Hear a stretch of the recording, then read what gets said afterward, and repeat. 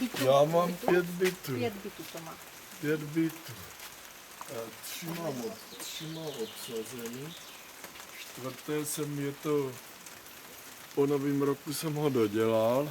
Už jsem to 2krát mohl pronajmout. Předevčírem tady byl zas mladík, jenomže bohužel on má nějaký biznis se žaluziema, tak tady chtěl jako trvalý bydliště. Já jsem mu řekl na rovinu, že to prodávám a že bych nevěděl, jak ten nový majitel by se na to tvářil. Tak radši oželím těch 9,5 tisíc, co mě nabízel. A ty byty jsou vlastně jako jednopokojové? Ne, tam do ulice velké 2+1, tady je mezonet, nahoře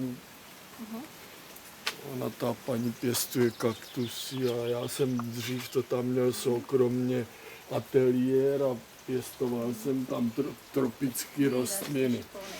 A teď prostě už jsou staré, už jsou staré, tak jsem to celý předělal. No teď už moc ne, dřív to byla moje láska na zahradě tak, protože